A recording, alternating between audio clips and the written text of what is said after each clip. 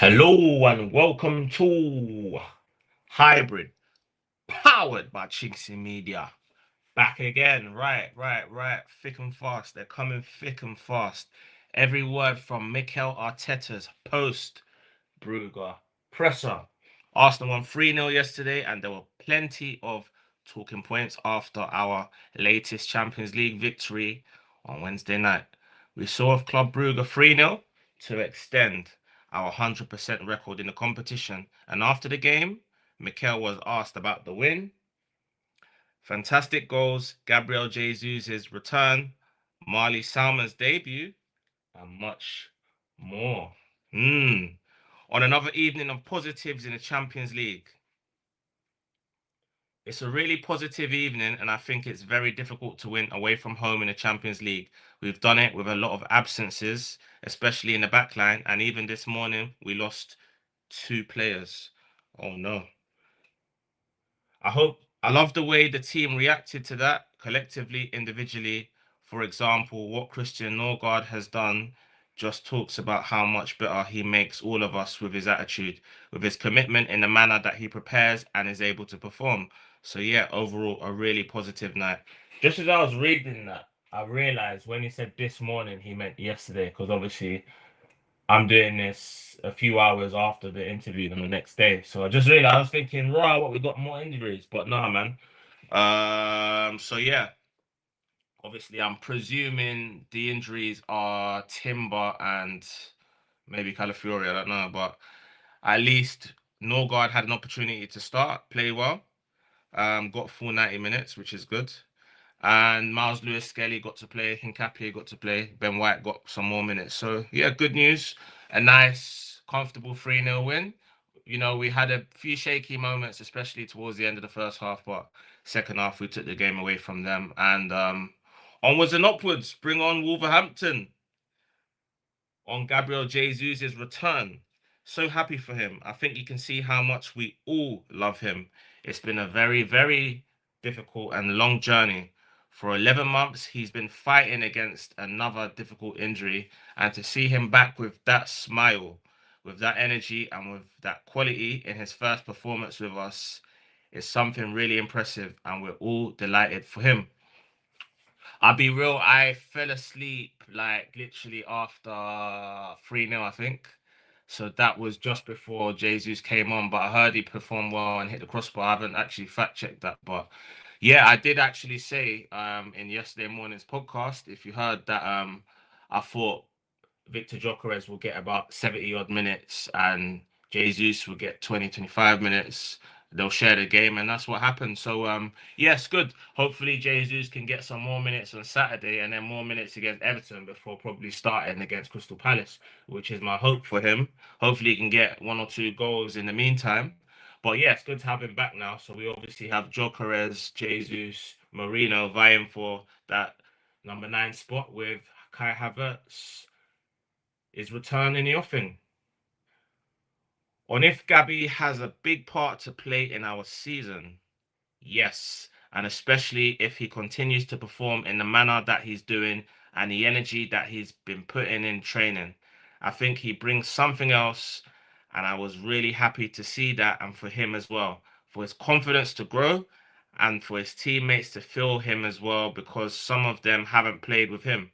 So Gabby has a really special quality where he suddenly connects everybody around him, and that's something that we as a team need, and it will make us better.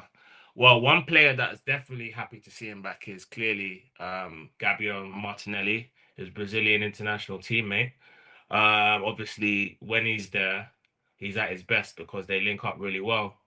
One player that I'd like to see him link up with is Madueke, who had a fantastic performance yesterday. Someone that I really believed in when we signed him. Obviously, a lot of the fan base turned on him when we signed him, but I knew that he had qualities that we lacked in the squad with his directness, skill, pace, unpredictable nature, and just his uncanny ability to just ghost past a fullback at ease. I think he is actually the best in terms of going past the fullback. I think there's no better winger in the league than him. So, and he's obviously shown that. What I do think he's done with yesterday's performance, I think he's played himself into the starting lineup most likely going to be coming from the left, but he can always switch with Saka during the game. So yeah, onwards and upwards with Noni. He's now got 3 Champions League goals in his last 2 games. And Martinelli, another good performer. And if he doesn't start the Saturday game, he'll probably be feel hard done by. But this is top level football for you. On having competition for places with Noni and Bukayo Saka. Ooh. Yes, maintaining the level. They both have different qualities as well, and it's great because we're going to need them. We are playing every 3 days, and players with that freshness and with that bite in the teeth as well, understanding that they have to perform at that level, and this is the standard that we set. It's something really good. Yeah, man, it's good having Noni Madueke and Saka just going hammer and tongue at it. Obviously, Saka's the star boy, as they say, but Noni Madueke is a different proposition for a winger. Imagine having to come up against both of them in the same game. That's some going, you know. But yeah, I think the two of them will start Saturday's game, and they'll probably have certain moments where one's on the right, one's on the left, and they're just going to switch during the game, which will dishevel the Wolves fullbacks for sure. On bouncing back after Saturday's result with Aston Villa. What was that? Well, that's what you want immediately after a defeat to win a game. And the way they presented it, you have those challenges, especially when we lost again another 2 players. Who are these mysterious players? I know one of them's Timber. Who's the other one? Who's the other guy then? But again, it shows how stable we are, the standards that we set ourselves, and the capacity that the team has to win in different ways. Today, I think, was a good example of that. I'm still trying to think who the other defender that was out that wasn't already out is because, oh, Saliba. Right. Interesting. Saliba probably aggravated his injury in training. So Saliba and Timber. It'll be interesting to see if one or both of them can start the game or play the game on Saturday. That's odd. On Madueke's performance, it's about consistency. So any player that plays in the middle, we have the same example. We need to have those standards and play consistently. It's not a game, it's 2 games, 3 games. Can you do it 10 games in a row? Every 3 days. That's the level that we have to hit. Well, I mean, yeah, man, it's hotting up now. I mean, the levels are rising and rising, so you're gonna have to reach a level and stay at a level if you want to start in this team, which is good news. Viktor Gyökeres didn't have the best of games yesterday, but I'll give him the benefit of the doubt. And for me, he will start in my team on Saturday. But whether the manager chooses to do so, we'll find out tomorrow in tomorrow's press conference, which will also be live. But I will back Gyökeres to start alongside Saka and Madueke. And you know what? I fancy him to get a goal or two on Saturday too. On Marli Salmon making his Arsenal debut. Well, the thought was as well from yesterday, the fact that we had to play Christian Norgard as well. We had to really consider it because we were playing a really good side that had some really good results in the Champions League at home as well. But we knew that at some point we had to use him. So he was ready, he was prepared. He can play as a centre back or as a fullback, and I'm delighted. He's so young, 16 still, and he's playing in the Champions League. So yeah, what a great night for him as well. Yeah, I mean, anyone that listened to the yesterday morning's podcast, I did envisage him being in the squad for sure, and I was not surprised that he got onto the pitch. When I did see he came on for Ben White, I was thinking, wait a minute, who's playing right back? But that's obviously answered my question, so he can play as a fullback as well, which is good. Also, the fact that he's 16 and being called young, that's a new meaning to young, because usually young is anyone in within the region of 18 and 22 perhaps, but when you got 15 and 16-year-olds, that's a different meaning to young, what completely, you know. But it's good that he got a game. I've been hearing that he's just been tearing up the scene in under 21s, so I wouldn't be surprised if he gets another couple games in the Champions League, especially that we've got Kairat Almaty coming up in January. On a pride that he's given the youngsters their chance. Well, that's great. That's what we want. That's why we put so much work and everybody in the academy put so much enthusiasm and work.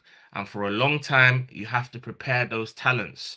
So thanks to them, because when we need them, they are there, they are ready to perform. So that's great. Yeah, I see a not stat, but I see a feature earlier on where it said that we're the only team to have played three. We're the only English team to have started, not to have played three 16-year-olds, which is unbelievable. And they were Max Dowman, or 16 or under, should I say? Max Dowman, Marli Salmon, and obviously none other than Jack Wilshere, the manager of Luton. Crazy how he's 33 now. But yeah, that's good, man. Obviously, Hayland is just churning out all these talents for fun. There's a few more as well in there, and I wouldn't be surprised if we see one or two in the squad at some point in the season. But yeah, long live Hayland. And if he has spoken to Noni about being consistent, yeah, and in 10 consecutive actions, and that's the level that they need the game in every single action after action, and that's the challenge for them. I mean, like I said already, there is no one in this league that can have a defender on toast like Noni Madueke. So I mean, I would hate to be a fullback against this guy because the way he shimmies, he can go either way.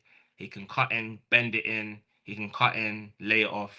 You just don't know what he's gonna do. He's so agile, so fast, so fleet-footed, so skillful. He's just a defender's nightmare, especially when he's on song like he was yesterday. The only problem is he does his best work from the right, which is the position of the vice captain and the star boy that is Bukayo Saka. But obviously, there is scope for both of them playing together. One having a rest, one coming on for the other, and vice versa. So it's a good problem to have, that's for sure. I'd rather have that problem than not. On if he expected the achievement of 6 wins in a row in Europe. No, and probably as well, looking back as well, all the players that we missed, but it shows, and they were all very different games. It's a completely different game to the Bayern Munich one, or the one we played in Bilbao, or the ones that we played at home, but it's good.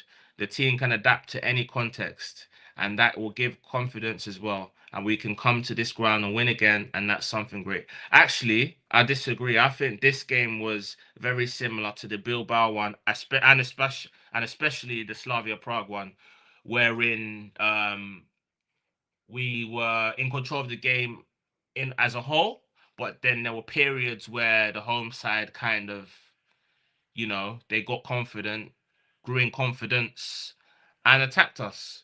And I felt like when they started attacking us towards the end of the first half, I just knew that we were just going to kind of hold them off and eventually pick them off because there'll be spaces to exploit. And that's exactly what happened last night. And I'm glad we kept another clean sheet, although they had a few chances where they could have scored, especially towards the end of the first half. But I was always confident that even if they did, we would just raise the level and deal with them. And that's what happened. On if Gabby deserves a new striker profile up top alongside Viktor Gyökeres. Yeah, I think they're kind of a bit more different, you know. Both of them with great qualities, but yeah, very specific in what they bring to the team and individually in their actions and relationships that they meet around them as well. So it's good to have two very different players. Well, I mean, add to that Gabriel Jesus, add to that Mikel Merino, they're all vying for a spot on Saturday. But yeah, like I said already, I would start with in the front three, Bukayo Saka, Viktor Gyökeres, and Noni Madueke. And I'll be real. I feel Gabriel Martinelli would probably feel hard done by to miss out, but this is top level football for you, man.